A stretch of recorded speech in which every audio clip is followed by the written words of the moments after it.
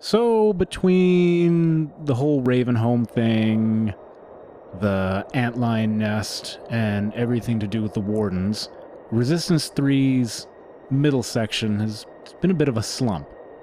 Fortunately, the game is going to go back to its strength and have one guy running around fighting hordes of monsters. In fact, this whole final lead up to the conclusion and end credits is it's going to be quite an improvement. But first, we haven't had Sad Dad Capelli in a while, so we're going to have a little bit of Sad Dad Capelli. So sit back, enjoy, and afterwards we can pretend the whole thing with the Wardens never happened.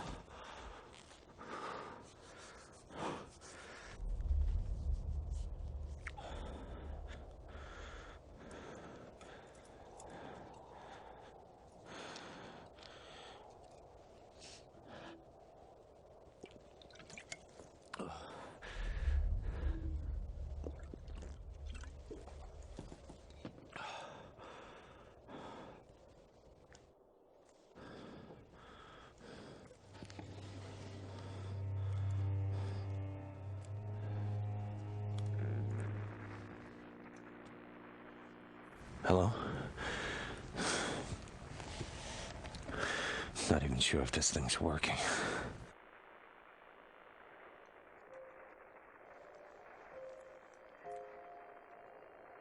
My name is Joe Capelli. This message is from my wife, Susan.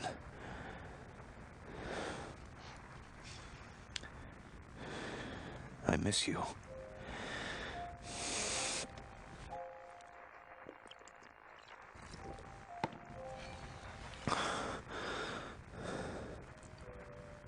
I made it. I'm in New York, close to the tower, I think. If I can make it there alive, I'll try and destroy it. But Malikov is dead. If he were here, I might have a chance.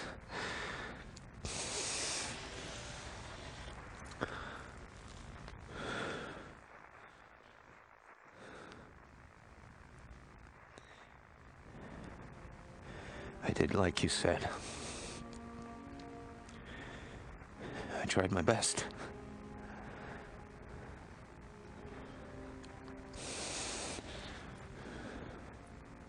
I love you. Tell Jack I loved him.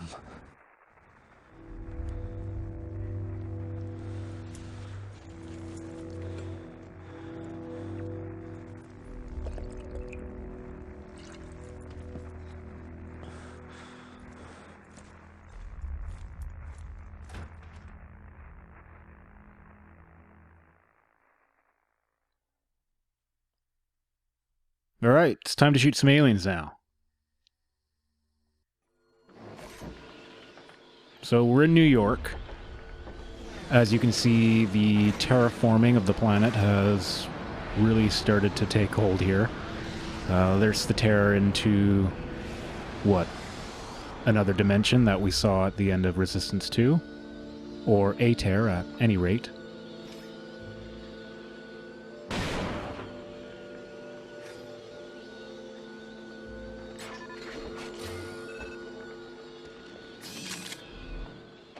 In Dr. Malikov's last...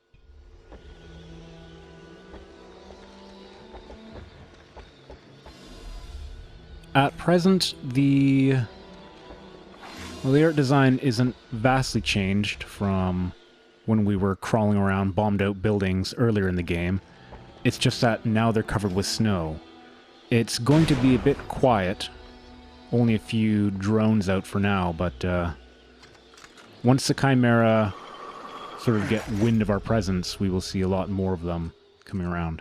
And there, you just saw the carabiner being used again. I'd almost forgotten that it was a game mechanic, to be honest, but there we go, ziplining down.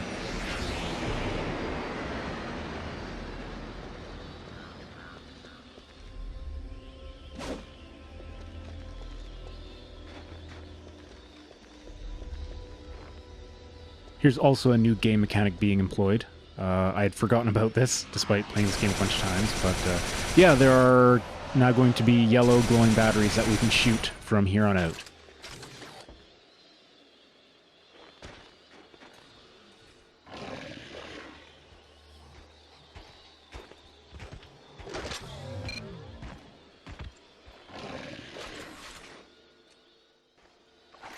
Alright, so this is going to be a bit of a battle. We've got some advanced hybrids, some of them toting around wildfires.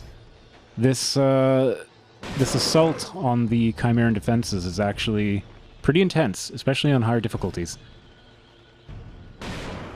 The game is really getting back to its roots of just having one guy running around shooting at hordes of aliens, and the enjoyability improves a lot because of it. This section is quite a lot of fun.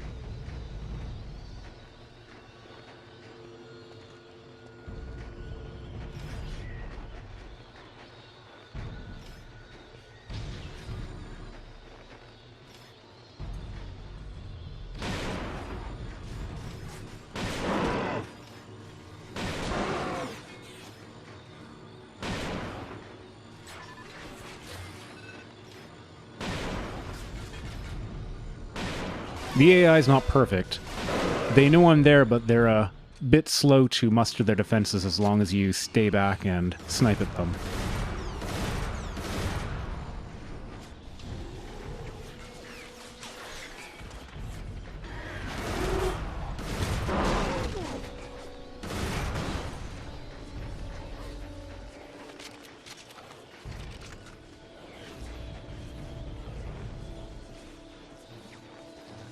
Ah, the steelheads have found me.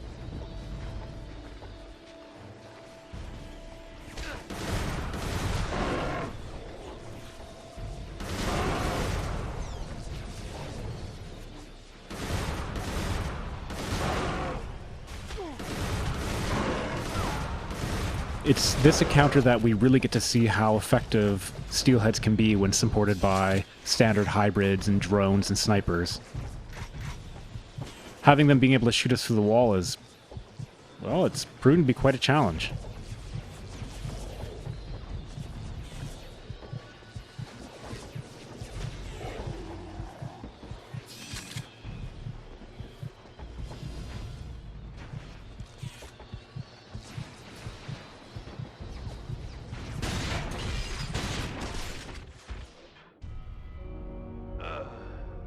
And there I pay for being a bit too cautious. What I really needed to be doing was running ahead so that I could potentially get health kits off of fallen Chimera. Fortunately, the game's checkpoint system is pretty forgiving.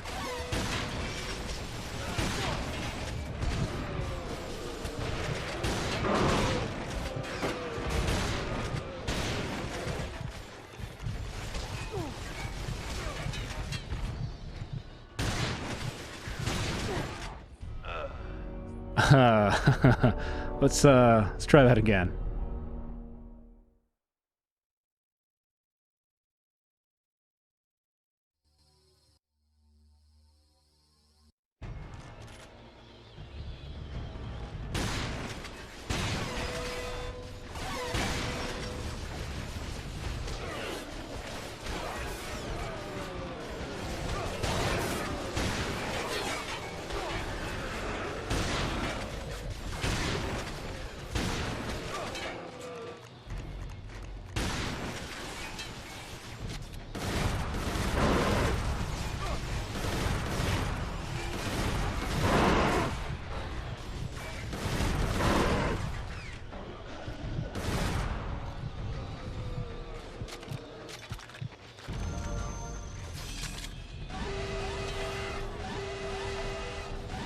Oh hey, now their alarms are going off.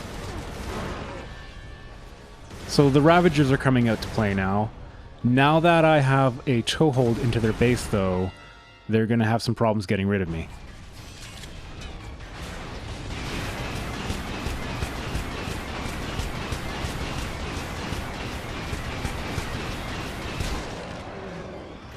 Ha! And now I have all my weapons back, so I have a completed weapon wheel.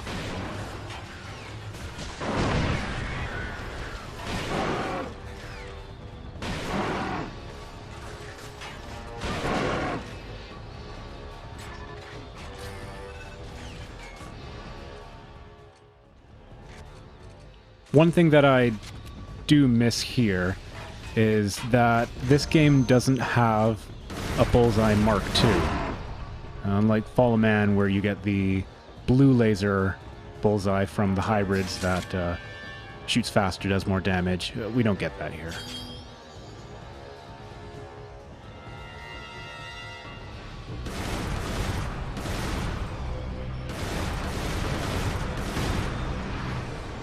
Oh, this part's fun too. Now that I have their base, I get to defend it from them.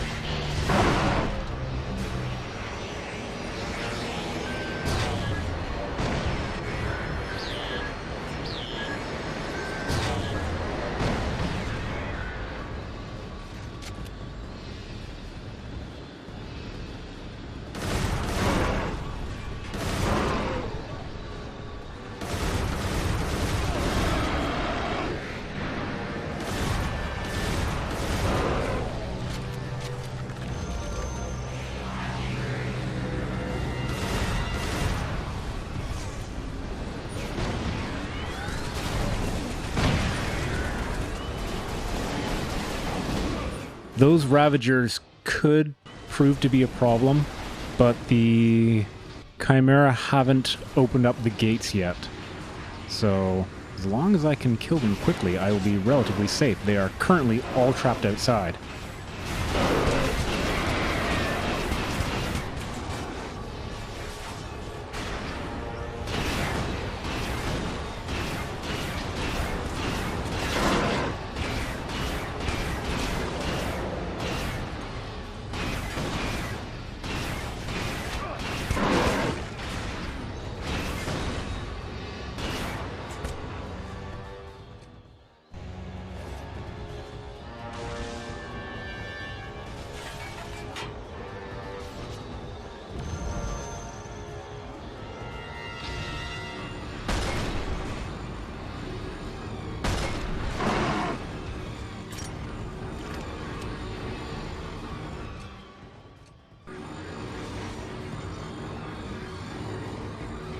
Right, I think something funny is happening to that Ravager's AI right now.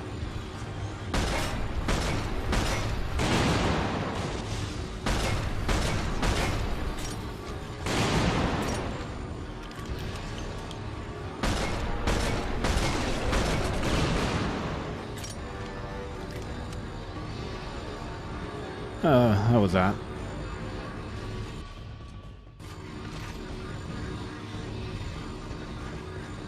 The exciting music is still playing though, so...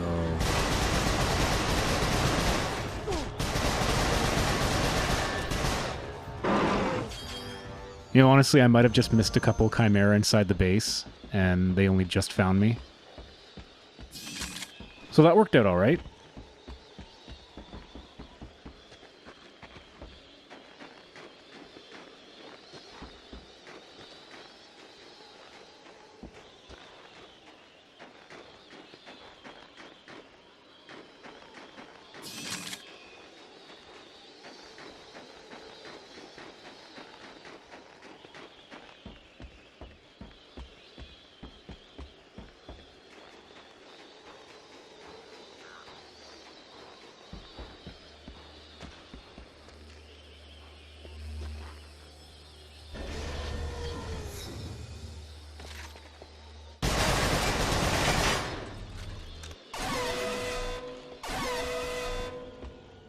Unlike the Carabiner and the having to shoot at blast pods to make bridges, the conduits are going to appear quite a bit in the last chapters of the game.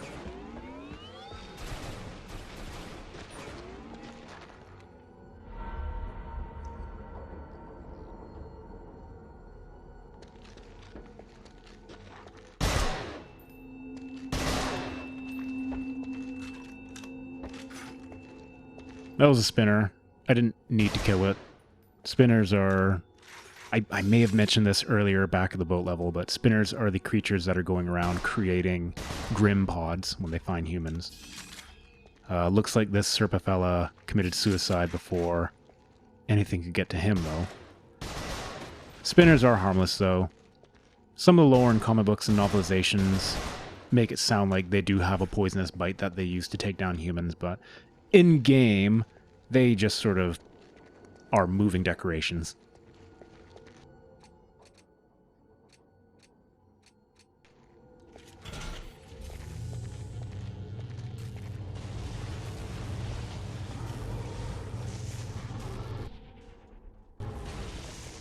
Alright, now this section is pretty neat. We are going to walk in on an encounter between the Chimeran army and just hordes of feral Chimera. Those are Ravagers though, so I'm going to keep my distance from them.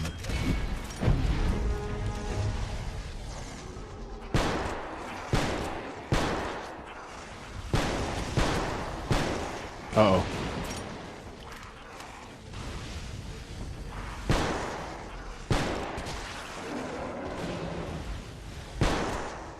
Oh good, it decided to go for the Grims.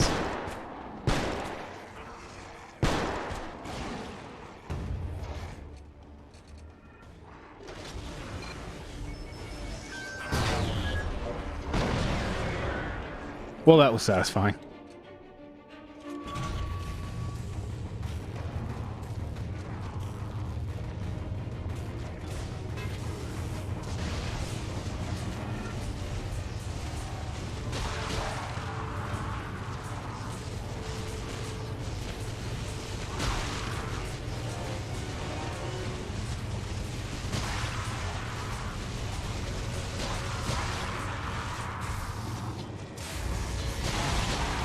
Something to remember, the Grims do have a ranged attack. If I don't close the distance with them soon enough, they will start throwing rocks at me. Or feces? I don't know, they start throwing something at you.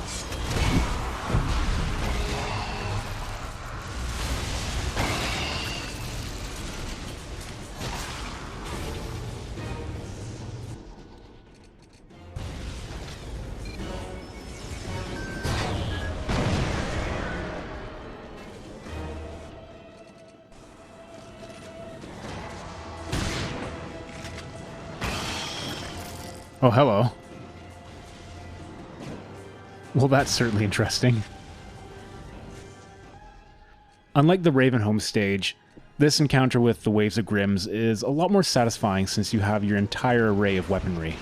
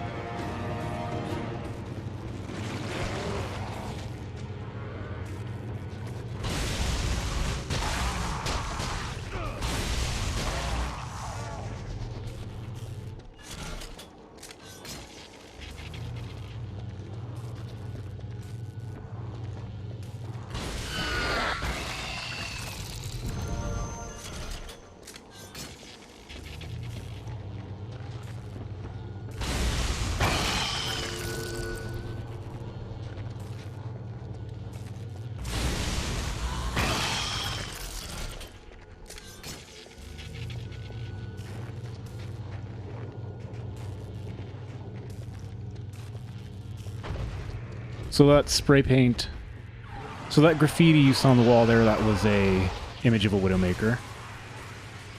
Whatever Serpa soldiers have come through here before have obviously been leaving markings for other humans. Chekhov's Widowmaker is back. Yes, I don't know what that was, but whatever it was, the Grims were throwing it at me.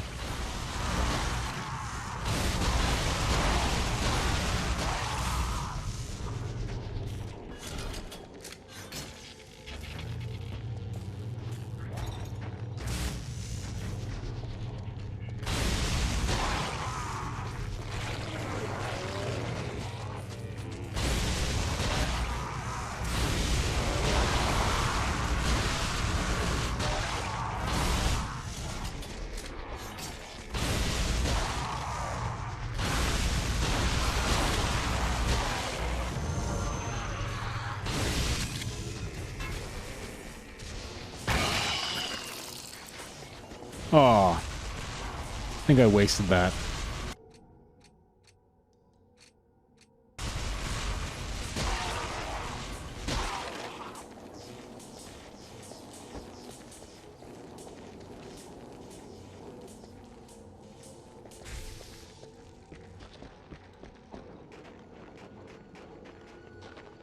Oh, nope, I'm turned around. Okay.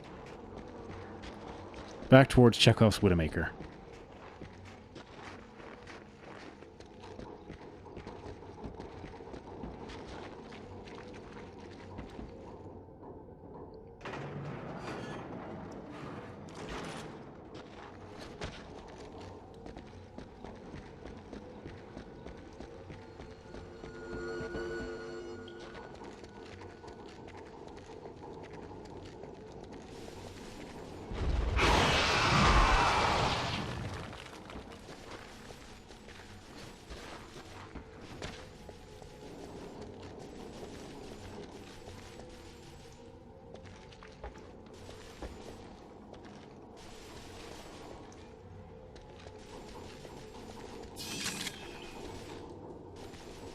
There's the game giving us a whole whack of ammo before we get into another boss encounter. What this is effectively the Widowmaker fight done correctly. So here comes the Widowmaker. It's already being engaged by the Chimeran army. What we are going to have to do is kill the Widowmaker while simultaneously dodging the hybrids that are trying to shoot at it and us. Unlike the first encounter with the Widowmaker, where we can easily just hide underneath it and fire the auger up at it, this encounter adds a bit of challenge. Yes, we can still basically apply the auger strategy.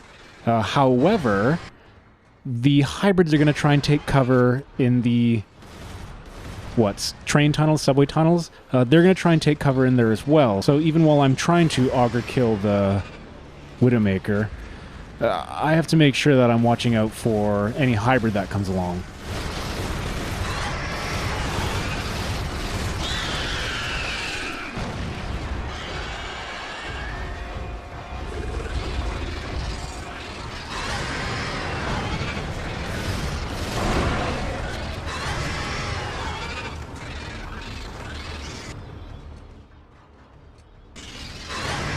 All right, let's do this.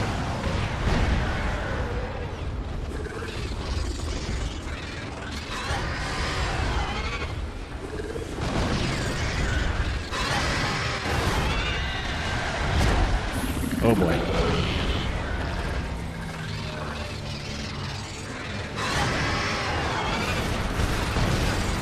And it sees me.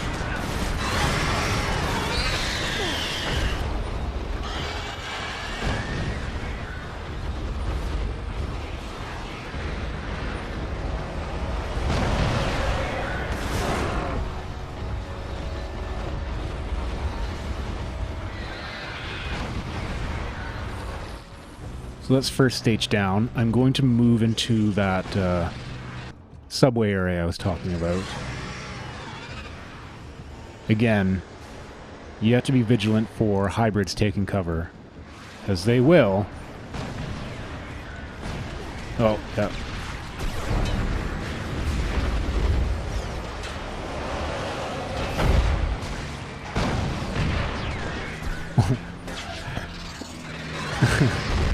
Whatever killed them, thank you.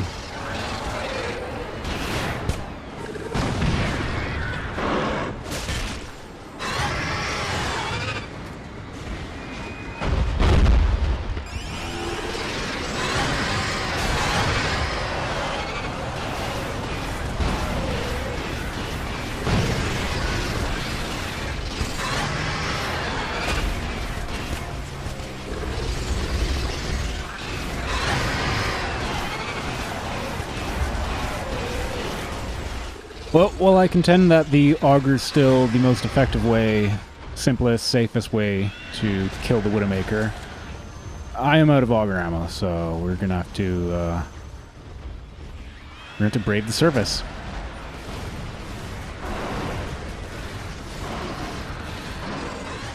Wow, these guys are inattentive.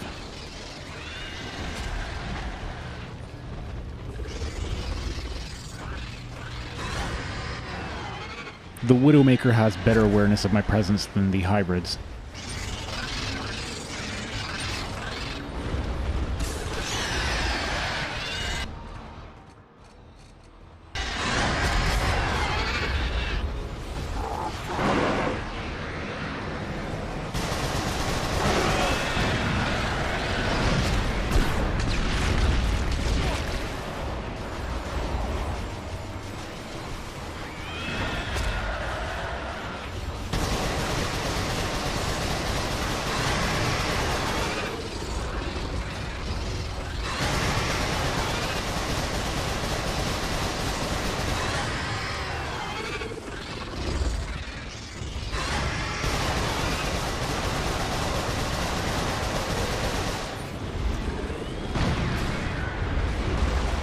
Yikes.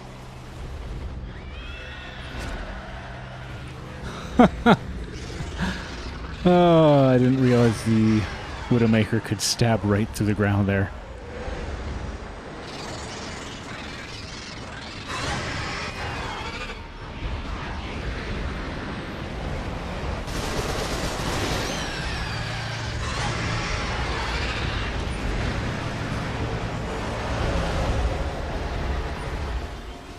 Alright, so now we just have to blast away its guts, and we're good to move on.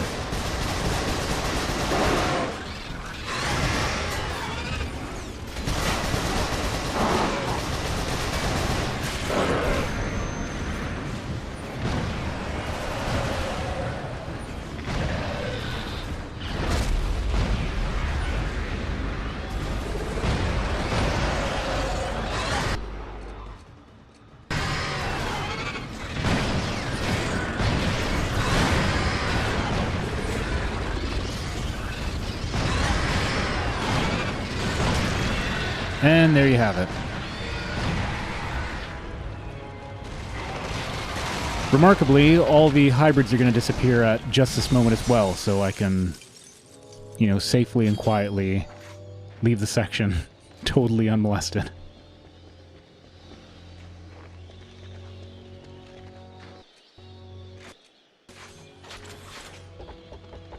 Cool.